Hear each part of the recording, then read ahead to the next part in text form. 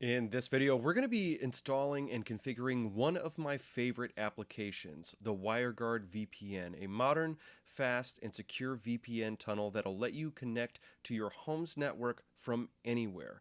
I love it because I can connect to services without exposing them directly to the internet. Let's get started.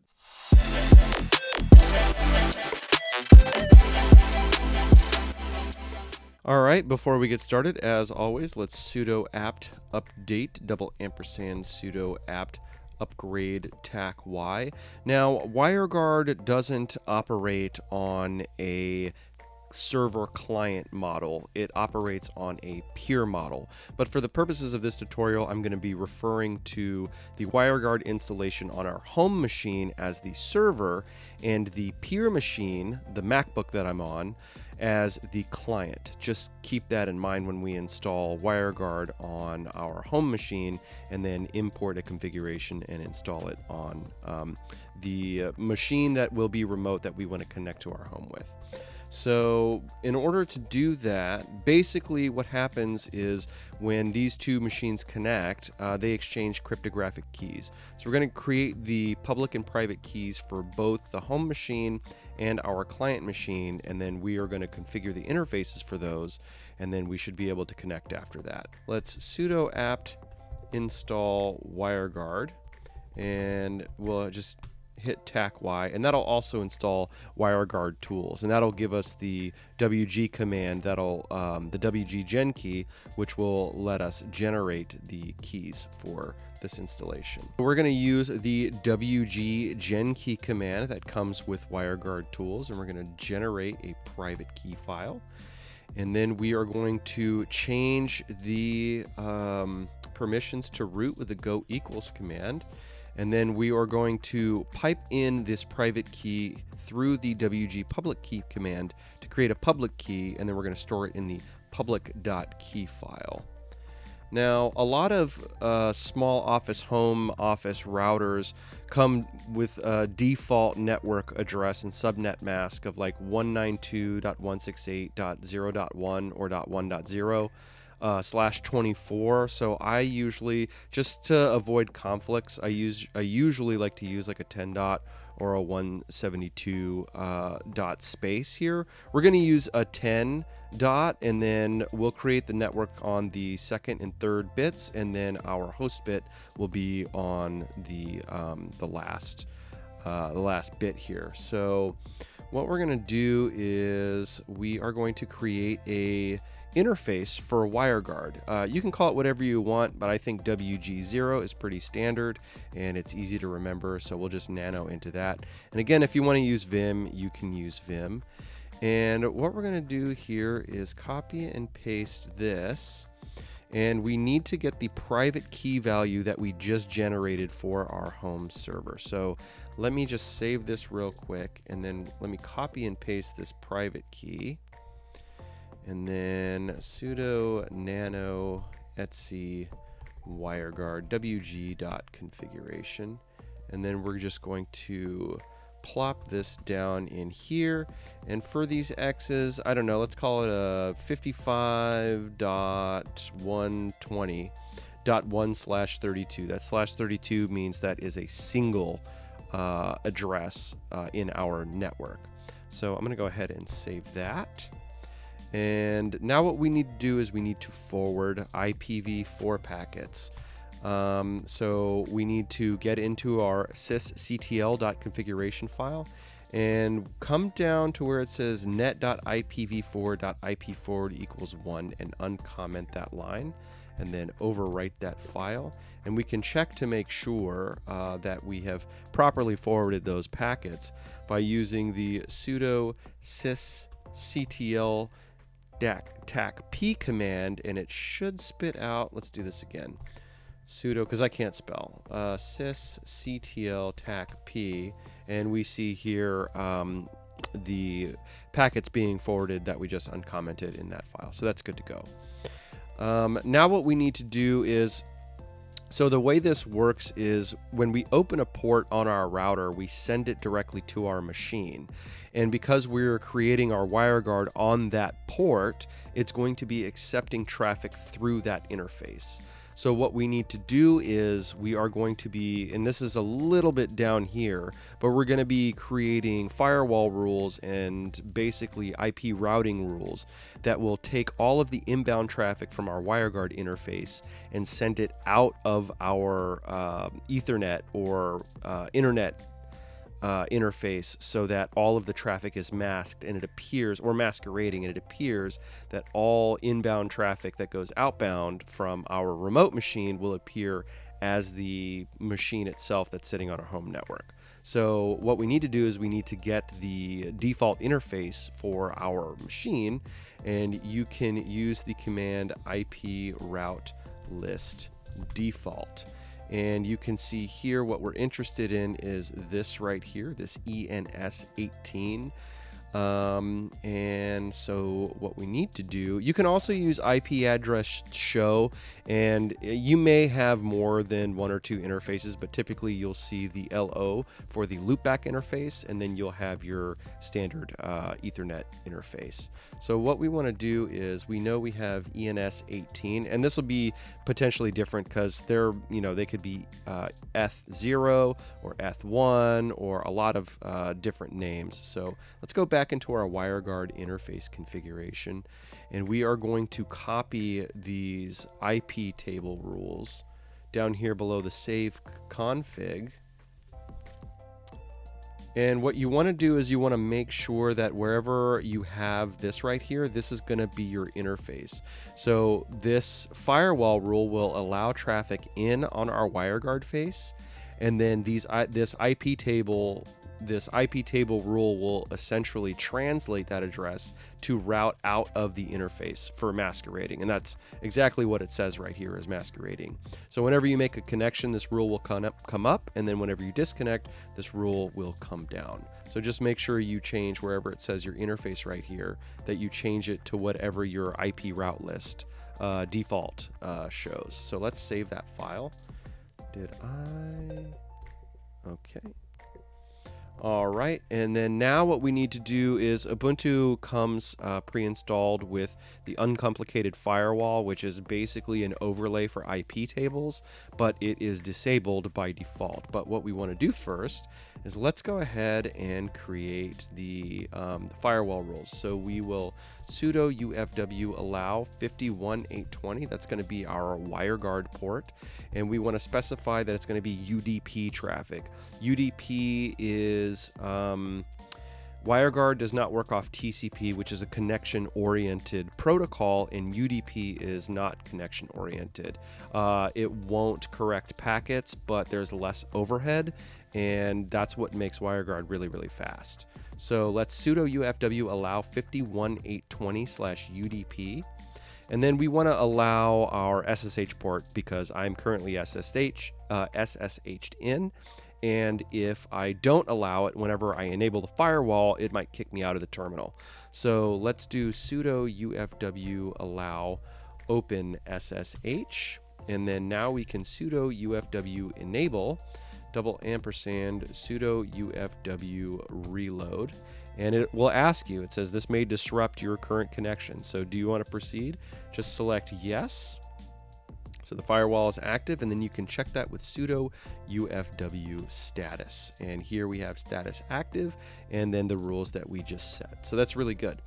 Now we want to configure WireGuard on our second machine. Now, if you have another Linux like laptop, or you have it somewhere else that's remote, you're basically going to have to reinstall. You're going to have to install WireGuard on that machine and do some other configuration. I recommend that you follow the guide over at DigitalOcean to get that set up. What we're going to be doing is a little bit faster. My daily driver is a Mac. If your daily driver is either a Mac or a Windows machine, or if you want to install WireGuard, the client application, either on iOS or Android, it's a lot faster and simpler to do it the way that we're going to do it.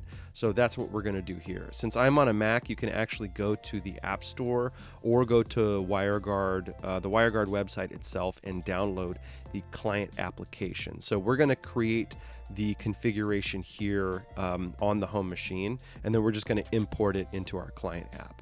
So we're going to do the same thing again. And again, you can call this whatever you want, just to differentiate it from the home private key. I'm just going to call it peer private key. And you'll do this for all of the peers. You can call it your name, laptop. You can call it peer 1 or peer 2 or, you know, whatever you want. But for tutorial purposes, we'll just call it the peer private key. So let's go ahead and generate that key, and then we're going to change those permissions to root with the go equals command, and then we're going to pipe that command into the wg pub key command and then store that in the pub key file. And let's see, so we're going to want the peer private key value, so I'm just going to go ahead and highlight this real quick before we jump in. So that's going to be sudo nano etc WireGuard / and then let's just call it peer.configuration. I think that's really easy. Let's just go ahead and copy and paste this interface here. All right. So this is going to be our private key value for our peer. And in our WG0 interface configuration, I believe we had 10.55.120.1. So this 1 is going to be that host. And for the peer, we're just going to call it .2. You can really call it whatever you want. I just go sequentially because it's easy to remember that way. So let's see here. Now, also, you don't have to specify DNS here. You can, if your router has its own DNS, you can use your router or your gateway, or you can use Google, or I happen to be using Cloudflare. It's really whatever you want to do. So the address, we're going to call the address of this peer 10.55.122, no, 120.2/32, and then now we need to get the public key from the home machine, and then because we're going to be doing dynamic DNS, you can use your home's IP address, but if you know anything about the way residential IP addresses work, they typically change. They could hang on for a week or two, or it could take a month or two to change. But for right now, we're going to use a domain that I own, and we're going to call it homedropoffice.com, and port is 51820, and allowed IPs will basically be from anywhere, and that's okay because, again, the only way that you're going to be able to connect is if you exchange both public and private keys with the peer and the home machine. So we need to get the home machine's public key value, so we'll overwrite the peer configuration, and I believe we need sudo cat etc WireGuard, and I believe this was public.key. So let's go back into our peer file, and that's sudo nano etc WireGuard peer.configuration, and let's go ahead and drop in that machine, that home machine's public key. So these are going to be the keys they are exchanging, and I'm going to go ahead and copy and paste this because we kind of don't really, I mean, you're just going to keep it here so you can look at it, but I'm just going to import it into a text file and change the extension to .conf, and that's what we're going to be importing into our client application. So we'll just go ahead and overwrite that, and then I am going to save this over here into a separate file. So as you can see, I'm just gonna save this here into a peer.conf, and this is what we had up on the screen here earlier. Okay, so now what we want to do is we need to update our WireGuard interface on our home machine. So that's sudo nano etc WireGuard wg0.configuration, and now we need to add the peer that we just created. So let's come down here, and now we need to, let's see, our allowed IPs. So remember, this .1 is our home WireGuard installation, and the .2 is our other peer. So this will also be, let's see, this will also be 55.120, and our endpoint will be 0.0.0.0. So it can come from anywhere. you can specify the port here and just do :0, but it doesn't really matter because a lot of times your outbound port is randomized, so we don't want to specify which port could be from incoming. So now what we need to do is we need to get the public key value from the peer. So we'll overwrite this, and I believe that's sudo cat etc WireGuard peer pub dot key. Nice. Okay, and then back into our WireGuard interface. So wg0.configuration, and let's replace this here, and we are rocking. Okay, so now that's saved.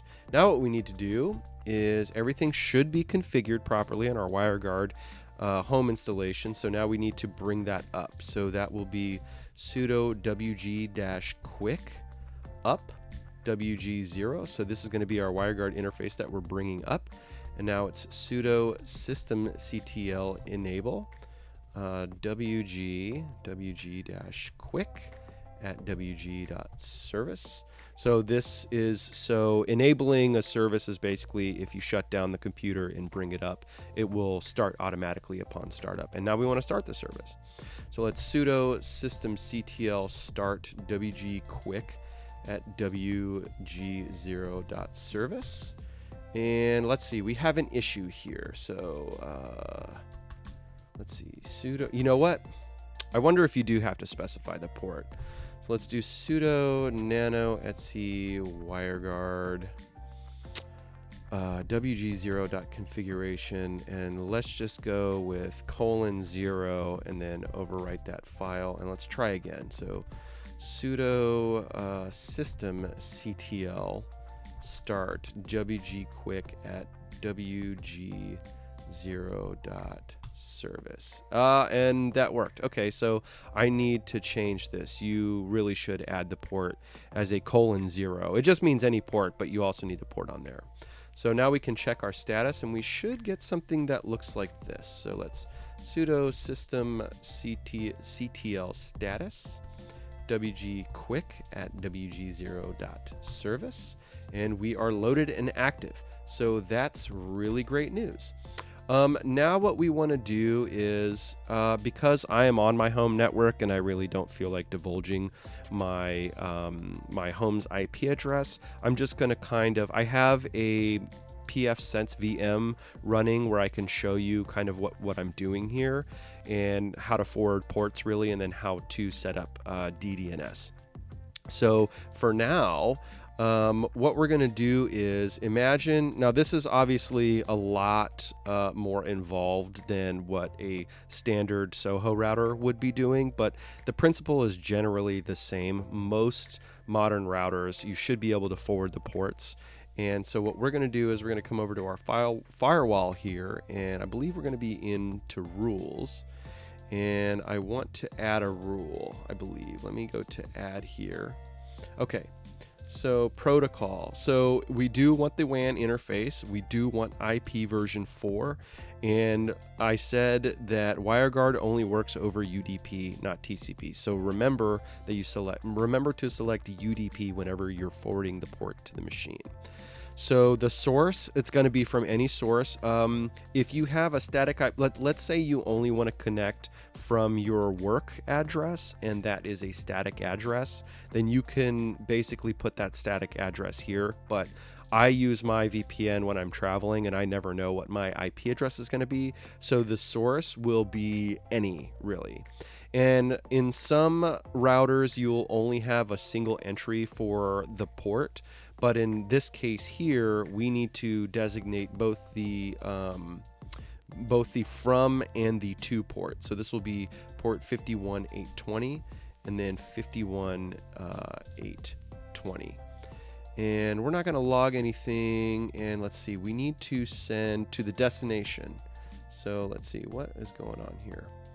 So this is going to be a single host or an alias. And now we need to specify, we know that, let's say the host machine, I believe it was 192.168.2 192.168.1.3.3.6, but it could be anything on your network. I typically like to plug mine directly into one of the Ethernet ports, so that way, you know, if Wi-Fi signal is spotty or there's some interference going on, I won't drop that connection. So we're going to open these ports directly from the router to our .6 host, and that's also going to be port 51820. And then we'll save that port, and then that should be effective. Now what we need to do is, if there are a lot of different providers here, I happen to be using Namecheap. What you'll want to do is you'll want to set up first you need to set up an A record. So your type will be A record, your host will be @ your value will be the IP address of your home network, and then your time to live will be automatic. And usually if you do some digging around, you will find a token, a dynamic DNS token, which is essentially your password. And then you can set up a server or use a third-party service that will actually change this value for you anytime your local IP address changes. So in our case, pfSense does have that. And a lot of routers do have something similar. This is just it's pfSense, so it's, you know, it's on steroids really. And I believe I want services here, so I'm going to be Dynamic DNS. And let's see, clients. Let's add here. And service type, I'm using, and these are all different things that you can look into. Dyn DNS is really popular. I believe like NoIP and Duck DNS are really popular. But my registrar happens to have a DDNS service basically that I can use. So if I have my own server like I do here, then I don't have to worry about it. So let me see. We are Namecheap. Okay. So Namecheap, this is what I want. The host name is going to be @ and my domain name will be home drop office. This can be any domain name that you've purchased really. And let's see, we want to, so Namecheap doesn't use, along with these other ones like Cloudflare, they don't use a username. And then the password here will be the token that you're given. I'm going to import that file that we had, that peer.configuration file. Okay, so this is what it looks like. So whenever you come up here, this is my WireGuard installation. So whenever you come up here, you can come down here and import from file. And if you remember that peer.configuration that I saved outside of the terminal, that's the file that I imported here.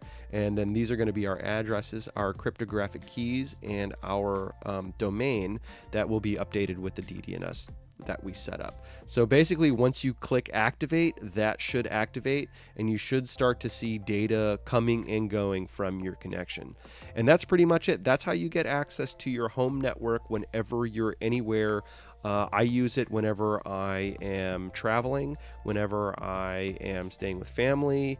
I think it's really, really great. And whenever I want to access services on my home server without exposing them directly to the internet, for example, my network attached storage with all my files on it. Or if I have like a media server and I want to watch movies remotely, you can do that with your WireGuard server. The other thing that I like to do, and this will be in the next video before we start getting into some networking, is I really like to use it for my hypervisor. So I can, I'll be on lunch at work and I want to test out something new.